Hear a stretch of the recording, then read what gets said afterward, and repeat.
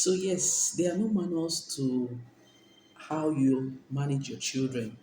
But over time, we have seen that when we study, we watch them, we interact with them, we can actually tell or know more about our children, much more than other people would.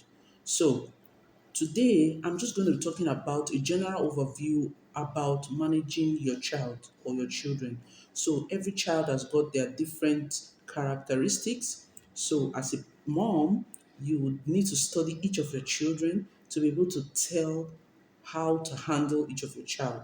So, there are some of the children that you would have to speak to differently, and then there are some that you need to speak to in some certain type of way. So when you study your child, you know how to interact with that child. So you could have three children and then you would need to interact with three of them at different levels of understanding, at different levels of interaction, at different levels of whatever it is that you might be doing with them at a time. So there's no manual as to how you should handle each of the child, but with your daily, weekly, and monthly and yearly interaction, and as they grow, you can actually tell, oh, this child is like this child likes this, and this child would react like this. You can tell that this one would behave like this or would respond like this. So at every time, you can actually tell how each of your children would react or behave to certain situations and certain circumstances. So don't get pressured, don't get overwhelmed, don't get overworked.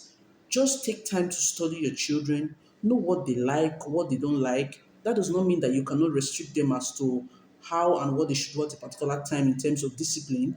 Yes, but have it at the back of your mind that each child has got different ways you would handle that child. So you can't say for child A, you would handle the child A the way you will handle child B. So no, it doesn't work like that. So you study your children and do what works for you. So don't let anyone put you under pressure. Don't let anyone tell you, oh, my child does this and I have to do this, or your child is doing this, so you have to do this to your child as well. No, your child and that child are not the same. Yes, I say that again. So don't let anyone put you under pressure as to how to manage your child.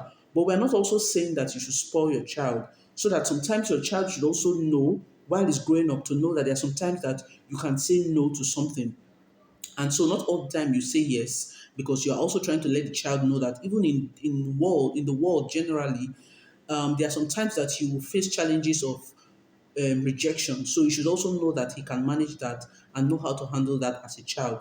So in all of these processes, don't let anyone put you under pressure as to how you should handle your child. So your child can react to different things at different times. So learn to understand your child, manage the behavior of your child at different levels or with different children so that you don't get to pressure yourself and feel that, oh, this child is not doing well or this child is doing better. No, don't compare your children. So know that each of them are on different levels and will react to things differently, and don't pressure yourself. Now, if you're just joining us, please kindly subscribe to the channel, give it a thumbs up, and hit the notification bell so you would also be notified each time I drop a new video.